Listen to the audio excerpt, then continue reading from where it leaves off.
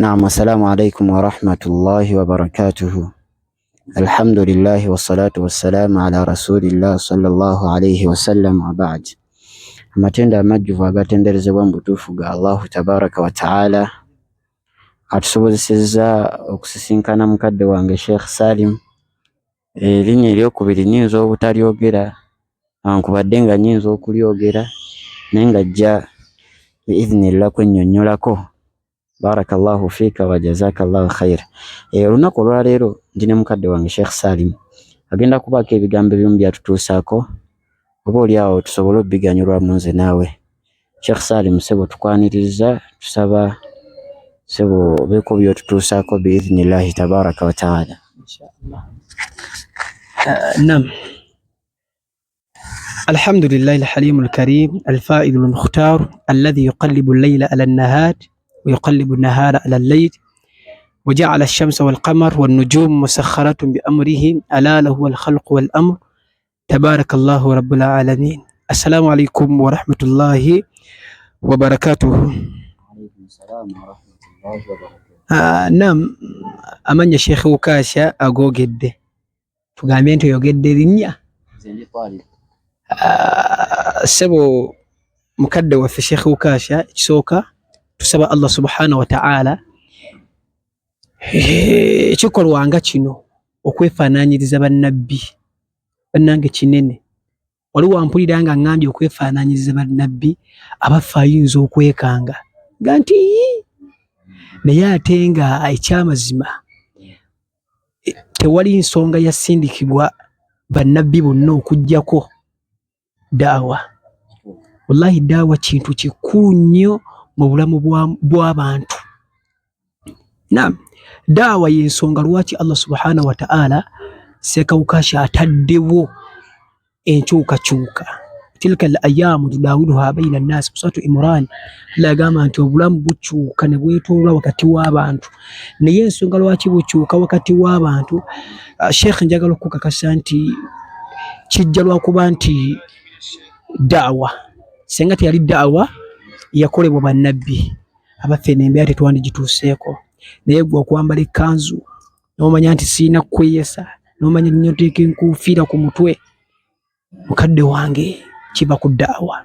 Kaliwo ekityo ekikolwa nga kino okulaba nti gwe kennyini teweeyagaliza wekka kye wasoma oba seeyagaliza nzekka n'oyagala kituuke ku muntu omulala, bannange kintu kikulu. Naam, awwala nkisookera ddala abaffe tutandise n'okutendereza Allah subhanahu wa ta'ala. Oyo Allah subhanahu wa ta'ala gwe tumanyi yatonda Sheikh n'atonda oba n'omuntu omulala n'atuwuliriza. Ku lwaki Sheikh nti tulina kutendereza Allah subhanahu wa ta'ala ebbanga lyonna? Y'ensonga lwaki otuddaawo kana akaseera bumu ku buseera Allah bwe yakuwandiikako kati n'akutta essimu nti alaba vidiyo eno era kana akaseera kennyini kagikwatiddemu kamu ku kaseera Allah ke yamuwandiikako. Twala nti kyabbeeyi tumwebaza Allah subhanahu wa ta'ala kuba tukimanyi bulungi omuntu ateebaza Allah subhanahu wa ta'ala abaffe asobola okusemberera obukafiiri. Ojja wegendereza Allah subhanahu wa ta'ala. Sheikh we yali ayogera ku kigambo kumwebaza ku birungi byatukolera. Allah yatulaga nti yagatanko kafuwala wa idh ta'adhana rabbakum la in shakartum la azidannakum wa la in kafartum. Era yazzaako kukafuula aya zonna abaffe zirimu okwebaza Allah subhanahu wa ta'ala mu Qur'an. Bwekasoosanga ekigambo shukuru mu Qur'an aya eddako eba ekulaga kukafuwala. Lwaki Allah yabirinaanya? Allah akimanyi nti omuntu ateebaza afundikira akafuwadde. Nawe ekityo tetukoba kumwebaza ekyo kyokka, abaffe tumwebaza Allah subhanahu wa ta'ala Sheikh okutuweereza ekitangaala ekyebbeeyi nga ye Muhammad sallallahu alaihi wasallam. Sheikh laqad kana lakum fi rasulillahi uswatun hasana. Ali ekyokulabirako eri ebyokulabirako byonna ebisinga ye Nabi Muhammad sallallahu alaihi wasallam. Allah yamutuwanga uswatun hasana. Sheikh gobadde okimanyi nti role model wa buli muntu yenna mu nsi muno ayina kuba Muhammad sallallahu alaihi wasallam. Tayina role model yenna ngogenda kuwagala kwefaananyiza abantu befaananyiza bangi nze nyagadde kwambala nga Kenzo ono omuwala nayagala okwambala nga Lema simanya Shiba nenkulayira Allah subhanahu wa ta'ala Allah okugamba nti laqad kana lakum fi rasulillahi uswatun hasana nti romodo wa buli muntu asinga obulungi ye Muhammad sallallahu alayhi wasallam kinene wa ala ta'lam anna Allah lam yunadi rasuluhu sallallahu alayhi wasallam ismi mujarrad teyamuyitako Allah mu Qur'an nti amuyite nti gwe Muhammad era we yakuwulira amannya ge nti Muhammad yakakasanga nti mubaka wa Allah bal qad wanada ala kulli al-anbiya asma'ihi mujarrada kyokka ate bannabbi abasigalidde bo talina we yabayita rasul talina we yabayitira nabbi juke we yagamba Allah ya Adam iskunu anta wa zawjuka al-janna aliku Adam bwe yatonda n'emikono gye egy'ekitiibwa Allah naga ya Adam iskunu anta wa zawjuka al-janna mwidenge jamuyise ya Ibrahim mukwano gwe utugamba nti nfiira mulago ya Ibrahim qad saddaqta ar-ru'ya Yusuf a'rif an hadha ya Zakariya inna nubashshiruka bi ghulamin ismuhu Yahya ya Yahya khudh al-kitaba bi quwwa wa Ayyuba idh nada rabbahu kati Allah subhanahu wa ta'ala engeri gye yabakuula hatta okutuusa ne Musa gwe yayogeranga naye teyamuyitanga nabbi ya Musa la takhafu wa la tahzan obo kiraba kati kitegeeza naye we yatuuka ku nabbi Muhammad sallallahu alaihi wasallam aga ya ayuha nabiyyu wange nabbi wange ya ayuha rusul mubaka wange mutume wange Taha laba wa muawulirira ma anzalna alayka alqur'ana litashqa Yasin wal qur'an alhakim akola Muhammad sallallahu alaihi wasallam naye era okuba nti akwawudde nneri Muhammad era yatulaga nti Allah amuwadde ekitiibwa nti amwawulidde Muhammadur Rasulullah Muhammad Rasulullah Muhammad mbaka wa Allah Sheikh agamba nti wama kana Muhammadun aba ahadin min rijalikum ngoye bagambanga gamusibako Zaidi okuba nti okuba yawangalanga lebaga nti Zaidi mutabani ne wama kana Muhammadun aba ahadin min rijalikum tabanga ku Muhammad tata womumu abasazi walakin Rasulullah yali mbaka wani wa khataman nabiyyin la ilaha illallah ataseba nabbi kali Sheikh kigambo Muhammad sallallahu alaihi wasallam okuba nti omwefaananyiza mu bulamu wallahi kikuru nawe kityo tutunulira aya mu suratu Rum Allah subhanahu wa ta'ala tutunule ku aya yo Sheikh abantu tubuusa amaaso aya ezo abamu nabawulira bazizannyira namu mu mbeera y'okuziteekamu amalala nina atakubeera nti akola tafakkuru ku yo naye ng'oba olyawo singa Sheikh oba otudde wansi n'ofumiitiriza ku aya eyo Allah subhanahu wa ta'ala ojja kwesanga nti agenda kukuwa ebirungi bingi mu nsi ebirungi ebisinga obungi otandika ddi okubifuna otandika okubifuna ng'owasizza ekisooka kasita owasa esswala yo Sheikh okimanyi mutusomesa ne mutugamba nti Sheikh esswala ezitowa okusinga ey'omuntu akoze eki atali mufumbo kati Allah subhanahu wa ta'ala yatugamba mu Qur'an suratu Rum nti wa min ayatihi nimbuliro bwa Allah subhanahu wa ta'ala an khalaqa lakum min anfusikum azwaja aya eyo ewulikika ku mikolo mingi naddala ennaku zino ebiseera bino era bahafidhu nga mmwe nga muwasa wa barakallahu fik Sheikh tusaba Allah abeere nga atwera mu baraka bahafidhu bangi bawasizza basheikhe bangi bawasizza oba olyawo batwalibul ilmu abanoonyi b'okumanya nabo bawasizza naye aya eyo lwaki ngireese nina vidiyo emu gye nabadde ndaba ate naawe Sheikh oba waliko Allah subhanahu wa ta'ala atusaase ate atusonyiwe naye nga aya mu butuufu abantu bagizannyira mu buzannyizi ensoma yaayo ng'alaga agizannyiramu oba olyawo asobola okuba nti agifumiitiriza wallahu a'lam kuba Allah yasinga okumanya ebibeera mu mitima gy'abantu naye aya eyo bwe nagisomako nnaku ntono emabega ne neeraliikirira nti mu butuufu omuntu yandikedde ntya ku makya n'afumiitiriza ku aya eno teyandigisomye ensoma oba oliawo egizanyiramu yandigisomye ng'agifumiitirizaako n'omukwano omungi nga Allah we yagisengeka ng'agitusengekedde n'omukwano omungi sheekhe nti wa min ayatihi sheekhe njaga tutwala ebintu bino nti ne mu bunyiro bwa Allah subhanahu wa ta'ala an khalaqa lakum min anfusikum azwaja sheekhe nti Allah subhanahu wa ta'ala gwe omusajja yakukolera ekyebbeeyi ekisinga. Tolaba we yatonda Adamu alayhi salatu wassalam. Adamu yamutonda, bw'amala okumutonda agenda okuba nga Adamu yeebowa. Allah n'agamba nti mu lubiriizi lwe n'asikamu Hawa, n'atondamu Hawa. Era olwabulako bw'atandika okweyagala ati essanyu ne lijja. Kati wa min ayati mbonyere bwa Allah an khalaqa lakum min anfusikum azwaja, nti buli muntu yenna ali muno mu nsi omusajja ateekeddwa okukimanya nti Allah yakuwa nti era oteekeddwa okuba n'omukyala, era ogenda kuba n'omukyala mu mateeka. Litaskunu ilaiha, sheekhu wange ale naye akutebenkeze. Ne Allah kye yatukole n'agamba nti wajaala bainakum mawaddata wa rahma, Allah n'abateerawo almawadda kye tuyita omukwano wa rahma n'okusaasirigana. Sheekhu omanye ensonga lwaki Allah subhanahu wa ta'ala yatandika na mawadda wa rahma, kusaasirigana. Mukwano gwasoose ate nazzaako okusaasira, kuba Allah akimanyi.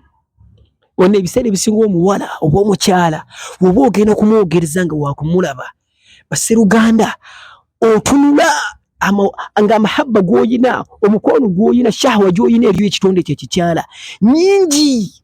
Kati wajaala bainakum mawadda, Allah akimanyi nti sekawukaasha asooka kufuna mukwano gwe gukubeera mu mutima. Kati omukwano ogwo sheekhe Allah subhanahu wa ta'ala yakimanyi nti gwe agenda okusooka okukuteeka mu mutima. Kati oluvannyuma Allah n'atuteerawo kye bayita arrahma, okusaasira.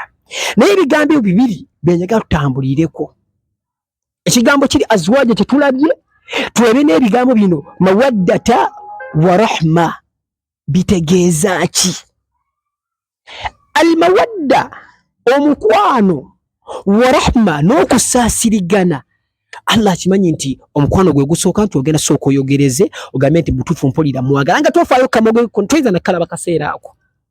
Bane basseruganda aye tugitwale nga nsonga nkulu eri atagifumiitirizaako. Seeka oba waakamulaba bw'oti guba mukwano. Allah yakimanya nti mukwano era akaseera ako oba n'akaveera, ng'akaveera ka mawadda gokka. Ndi aseeka ukakyo niza n'okutuuka akaseera oga nti butuufu mpulira njagala ngendemu, oba aliko ayu oba asomera ku yunivasite yaawa otuukeyo omulabe. Newoba tolina lugoye lulungi ofuuka okulaba ng'onoonyayo olugoye olulungi, weekuba ennekawoowo ofune essaawa okwambala enkofiira ennungi, omukyala akulabe ng'onyirirako oba oli awo asobole okukkiriza olwoyogereza. Kati Allah subhanahu wa ta'ala agamba nti wa rahma, n'atuteerawo n'ekibayita okusaasira. Seeka womala okutwala omwana waabe nti Allah n'amukuwa nti muli mwenna, ekiddako rahma, kusaasira. Awalan nti akaseera oli wamulabanga ng'okyamwogereza nga feesi eryeti togenda nga oba olyawo kye bayita athadiya ng'ebiri mu kifuba kye bisongovu bulungi, ng'amakulu yeemala nga yenna figa kweri. Naye okassa omutwala ewaka ne muwangaalako mwenna sheekhe, nkukakasa Katonda otandika okulaba obumogo bwe. Eruka nti omuntu yali asekana bw'ati nga tomanyi tiyi obutuufu ono se gwe nali nsuubira. Wamulabanga ng'entambula yanjawulo ate ogenda okukyanga aleka alimu akabaliga otandiikiriza otandika okulaba obumogo bw'otalabanga luli. Ekyamazima Allah subhanahu wa ta'ala yakola abakyala kati thadiya gatuuka akaseera ne gaggwa ne gakkirira.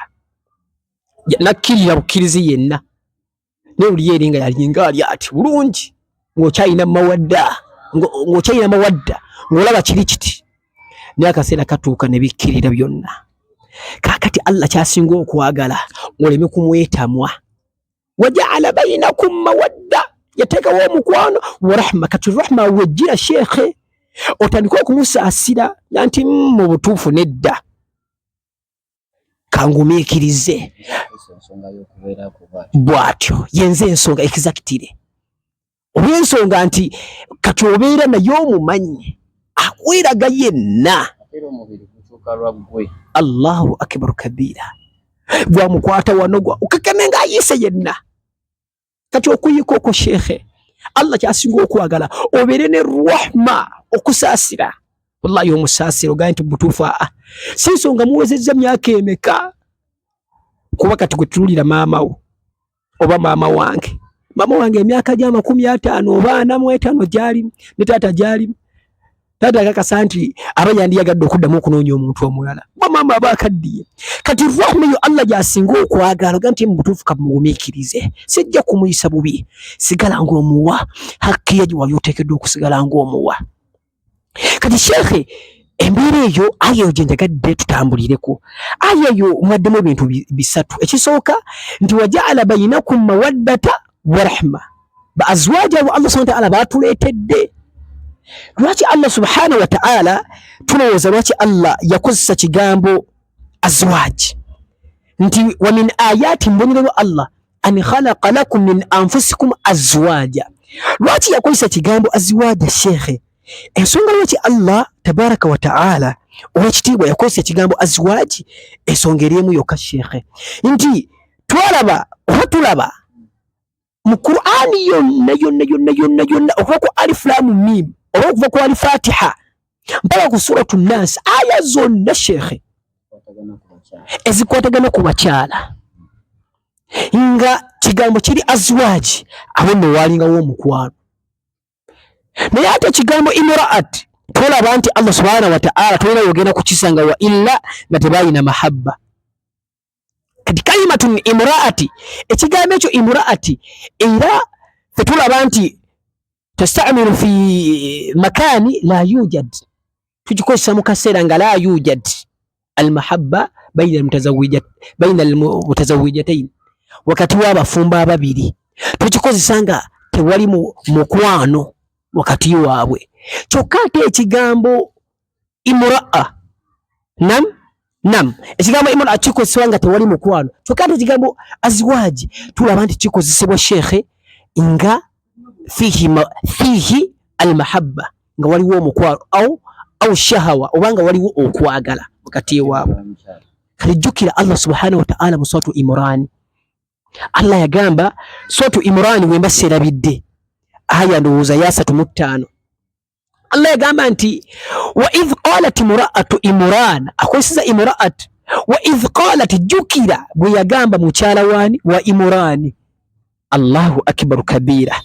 Rabbi inni nadhartu laka ma fi batni muharrara fataqabbal minni innaka anta samiul alim. Kati Allah lwaki akozesa kigambo imra'at ekisooka sheekhe tulaba nti ekigambo imraati kineeno wabakikosereza nti waba mukwano. Kyokka twagala okumanya imraati nti alina mukwano na mukyala bwe. Omukwano gwaliwo wabula tebaalina zadde. Mukyala wa Imran yatunulira akanyonyi nga kawadula sheekhe n'akaaba amaziga negayi Allah n'ekinyonyi obunyonyi kisobodde okwalula nekifuna akaana. Allah nze sirina nawanika emikono nagamba nti Allah nkusaba mpa.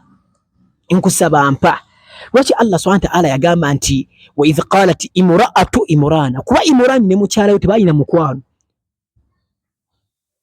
Yes, tebalina mukwano. Kulwaki sheekhe awenzeja? Kulwaki tebalina mukwano? Tebalina mwana. Amako mutali mwana tewaba mukwano. Era Allah yensonga kye yakozesa kigambo azwaaji akaseera ako. Yakozesa kigambo imraati lwa nsonga tebalina muki mwana. Ate omwana yemu ku nsonga ereeta essanyu mu bufumbo. Abaffe yenna talina mwana awo tewaba ssanyu. Nkikakasa tewaba ssanyu. Guno wangaana omukyala mwaka gumu, myaka 2, myaka 3, myaka 4, myaka 10 nga tazaala. Era tukakasa nga ne bannaaya awo tewaba na mukwano. Yensonga ki Allah agambye nti tebalina mukwano n'akozesa kigambo imraati. Tebalina mukwano wabula balina okusaasirigana wakati waabwe. Balina rahma waba tebalina mawadda. Lwaki tebalina mawadda? nti tebalina mwana shekhe. Nam tebalina muki tebalina mwana. Seeka byewuunyisa. Imraati Allah akikozesezza nga tebalina muki mwana. Kati Allah subhanahu wa ta'ala era ye mwennyini ndowooza suratu Maryam. Allah subhanahu wa ta'ala yatugamba mu suratu Maryam wa inni khiftu al-mawaliya min wara'i wa kanat imra'ati mawaliya min wara'i wa kanat imra'ati aqira. Allah subhanahu wa ta'ala nga amaze okuwa ya Zakariya amawulire g'essanyu nti mpane Zakariya ayita nazaala mwana ganti ngenda kuwa omwana. Nabi Zakariya yasanyuka nnyo wa inni khiftu al-mawaliya min wara'i wa kanat imra'ati aqira. Allah ogenda kumpa ate omwana kinaasoboka kitya? Mukyala gwe nnina mugumba tazaala. Kati Allah yakoze ekigambo wa kanat imra'ati. Imrani yakoze ekigambo imra'ati kuba Imrani ye yakimanya. Nam Yahya Zakariya yakimanya nti mukyala wange tetulina mukwano wakati waffe nze naye. Ebbanga litumanya nga tetulina mwana. Kati Allah subhanahu wa ta'ala shekhe buli wonna oba ekigambo imra'ati aya zonna zitulaze nti Allah subhanahu wa ta'ala teyateekawo mukwano. Tugende ku aya endala shekhe. Jukira Allah bwe yatugamba nti wadaraba Allahu mathalan. Allah kubira ekifaananyi lilladhina kafaru imra'ata Nuhi wa imra'ata Lut. Bali bakafiri bakyala bali bakafiri. Wadaraba Allahu mathalan lilladhina kafaru imra'ata Nuhi wa imra'ata Lut. Bakyala baabwe bali bakafiri. Lut nga mukkiriza, Nuhu nga mukkiriza. Naye mukyala wa Nuhu gwe twalaba bamuyitanga waalaga, naye mukyala we waalaga teyali mukyala mukkiriza. Teyali mukyala mukkiriza shekhe. وضرب الله مثل الذين كفروا امرأة نوح وامرأة لوط كانتا تحت عبدين من عبادنا صالحين. Lwaki Allah yakoze kigambo imra'at? Kuba Lutu ne mukyala we tebalina mukwano. Ekisooka ensonga ezimu eziraga nti tebalina mukwano nti Lutu yalagiranga okola obulungi, mukyala n'agaana, yaleetanga n'abasajja abasiyazi aga leero waliwo abagenyi abajja ewange. Kyefaayo kimanyi bulungi shekhe batuuke n'okwagala oba olyawo okukola ebikolwa ebikyamu ku bamalayika ba Allah subhanahu wa ta'ala. Ng'ekigambo malayika maadhalika kitegeeza maanyi, ab'amaanyi ne tebaatya. Kati Allah n'akusa ekigambo imra'a yakikozesa atya? N'akikozesa mu mbeera ng'akimanyi nti Luutu ne mukyala we tewali mukwano. Nuhu mukyala we yamuleetera okujeema shekhe, era Allah n'agamba nti mura'ata Nuhi, mukyala wa Nuhi. Teyagamba nti zawjati Nuh, yakozesa imra'ati Nuh. Twaga tumanye nti lwaki Allah yakozesa ekigambo ekyo imra'a. Omuntu akitegeere nti gwamanyi ku Luwalabu ng'oyogera ne mukyala wo ganti imra'ati, omuyise mukyala wange. Eri omuntu anaakuwulira yajja kumanya nti abo tebalina ssanyu wakati waabwe. Wabula n'akuwulira ng'ogamba nti zawjati, era tugenda kulaba lwaki, tutegeera lwaki nti zawjati wabeerawo omukwano. Imra'a kitukirabye nti Allah akulaze nti tebalina mukwano. Ne Nuhu mukyala we tebalina mukwano. Ku lwaki? Nuhu y'omu ku baaleetera omwana waani wa Nuhu okujeema. Ono mukyala wa Nuhu yajeema ganti muyinye eryato, agamba mukyala we n'agamba mutabani we nti nedda toyina gy'olaga. Wallahi naye nga kivudde ku ki? Ensonga ezo zonna nga ziva ku kigambo kimu kyokka, obujeemu bwa mukyala wa Nuhu bwe bwamuleetera okumuyisa imra'a. Allah okumuyisa imra'a. Kyokka ate laba Asiya mukyala wa Falaawo. Wadaraba Allahu mathalan lilladhina amanu imra'ata Fir'aun. Era amuyise imra'ata olw'okuba nti Asiya yali mukkiriza, kati Allah amuyise imra'at.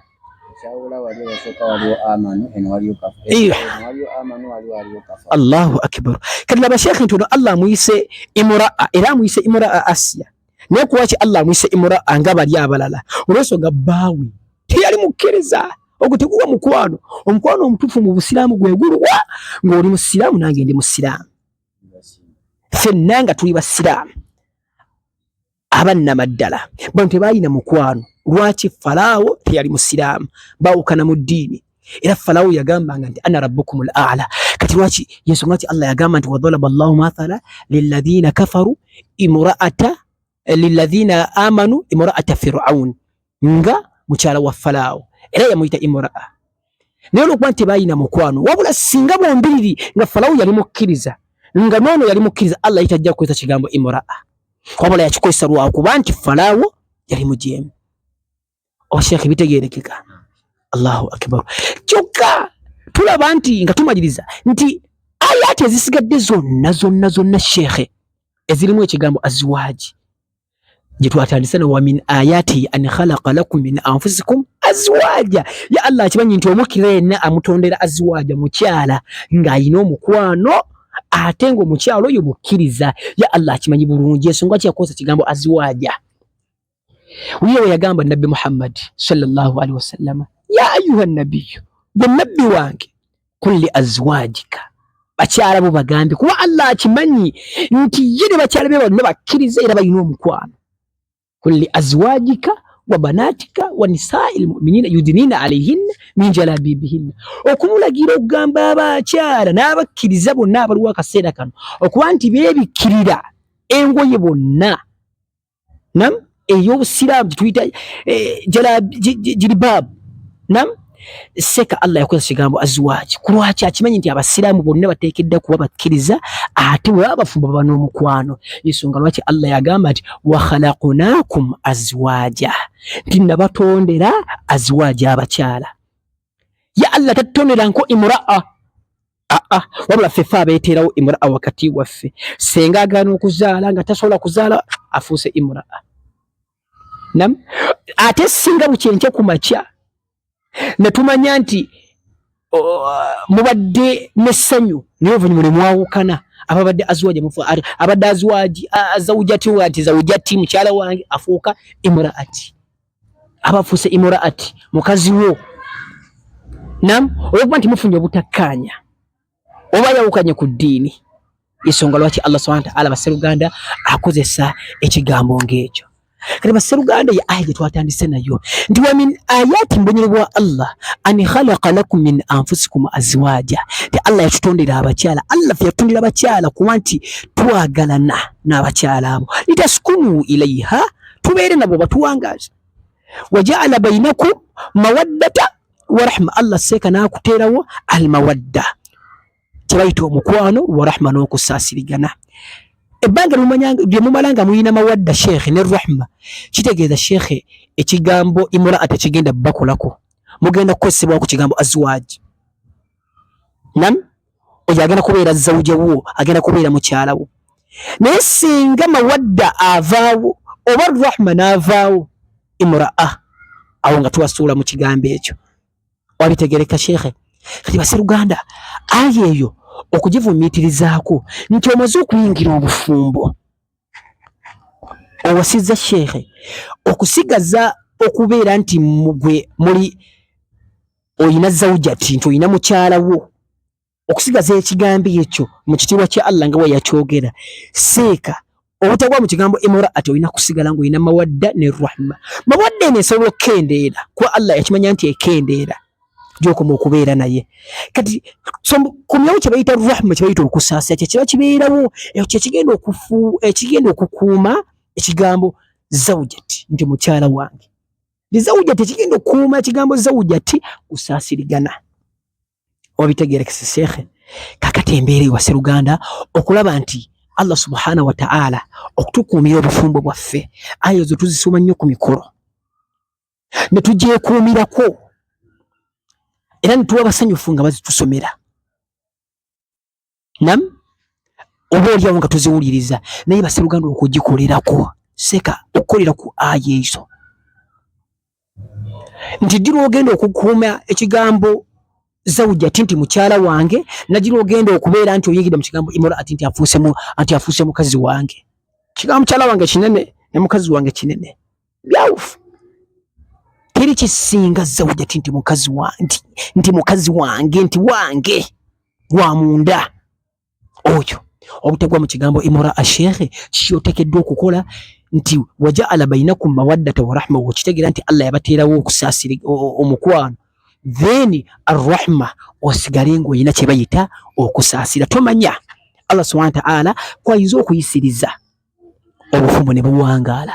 Naye obufumbo bwonna buvaawo ddi nti tusooka n'amawadda. Otuwa ne mawadda ne tuwangaala ne mawadda, then kasaba bamala okubeera nti akaseera kayiseewo n'olaba ng'omukyala akyuse, n'omukyala n'alaba ng'omusajja akyuse. Ekyamazima rahma avaawo. Kati rahma buli wavaawo mugenda gwa mu kigambo imraa, oyo aba takyali mukyalawo. Mba muguddewo ne mu imraa, mba mugenda gwa mu kigambo mba mugudde mu imraa nga zawjati mukikoze mutya mukivuddewo. Ate nga tulabye nti Allah subhanahu wa ta'ala mu Qur'ani akikozesezza ku baanadamu nga balina omukwano ekigambo zawji, ate nga imraa akikozesezza nga tebalina muki, nga tebalina mukwano.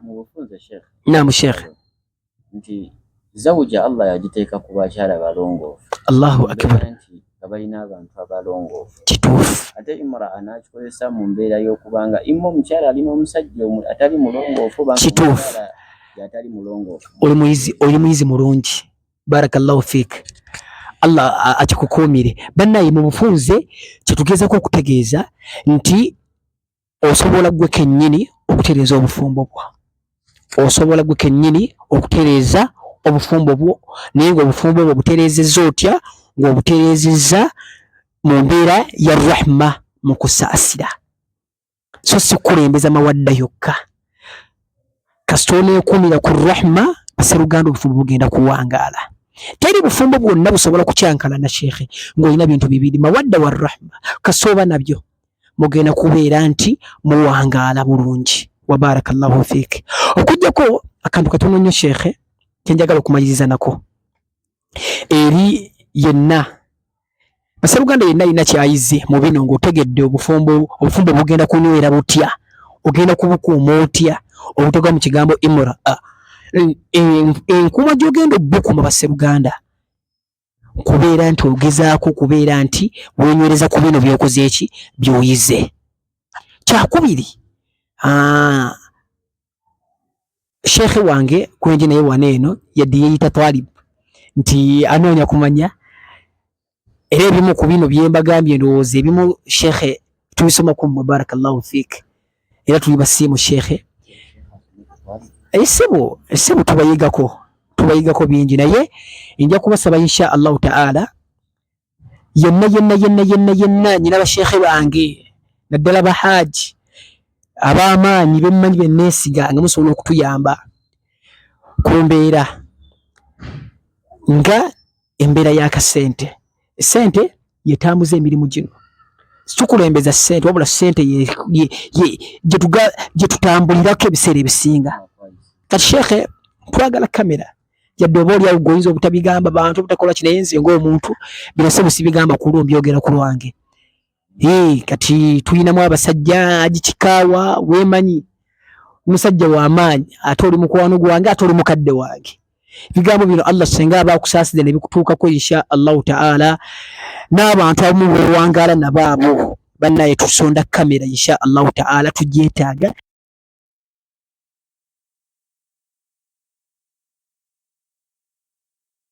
Wano eno mu Uganda abifune n'ali ewalala abifune. Nam kyova olaba abasajja bali eri bemupinga bali eri bo bagamba nti da'watu nnasi ila Allahi wa khuruju fi sabilillah. Ye yeesitukira n'akwata omugugu gwe n'agenda n'ava Buyindi n'ajja eno oba avudde Pakistan oba India n'ajja wano akutegeeza ekigambo kya la ilaha illa Allah. Nam kakati naffe olwaleero sekawuka kya webanga tokkiririza mu bantu abo sigambe tebakkiriza mu ssebo wallahu a'lam, naye omuntu yenna abapinga kati gwe oba oli wandigambye nti mutuufu kati katunoonye kamera tusobole okubeera nti sekawuka kya tajja kukwata mugugu yagula kamera ebeerewo oba oli awo da'awa esobole okutuuka ate ebweru. Babino bye bituviirako Allah subhanahu wa ta'ala okubeera nti alungamya abalala. Bw'okimanyi nti omusomo gwe tojjukanyiza wano gusobola okutereeza obufumbo bungi obange nga mwebuli n'obubwo bw'ebigambo bino seeka biringa bwolaba ttena w'ogikuwa ku kisenge ekuddira gy'okoma okubikasuka w'ebigi omuntu nga ddaayi mutuufu Allah abikuddiza ku mutima. Kati bwekityo insha Allahu ta'ala bahaaji basheekhe mwenna alina obusobozi insha Allahu ta'ala tuli beetaaga ennamba kweziri ezo. Sheikh ko zireeta mannya ki? Aksa mu mpagi insha Allahu ta'ala ge mannya alina obusobozi 10,000 akakadde otutereko insha Allahu ta'ala nosobola okubeera nti da'wa etambula. Wa barakallahu fik.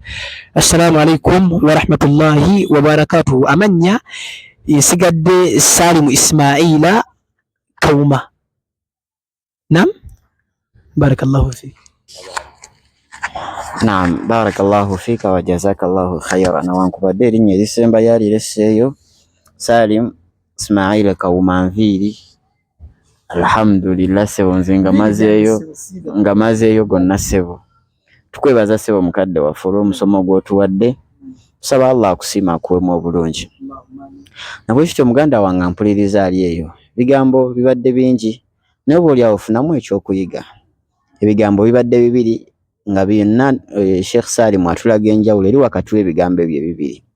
Imraa ne zawuja mu mbeera yonna nti imraa mukyala abeera n'omuntu imma nga si mulongoofu oba okubanga temukwatagana mu mbeera yanzikiriza. Oli si musiraamu imma okubanga muli basiraamu naye nga waliwo embeera awo ebaawukanya ey'okwagalana nga temukwataganye mu mbeera yakwagalana nga omu alina kyamisinga ku munne.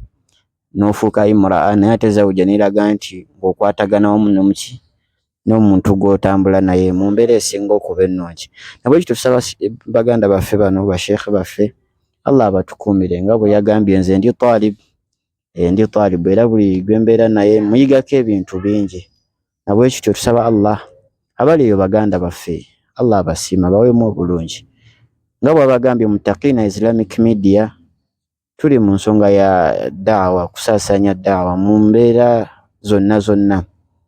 Abali wano wamu ne bweru wa Uganda mu mbeera yonna biidhnillah. N'olwekyo tusaba obuyambi.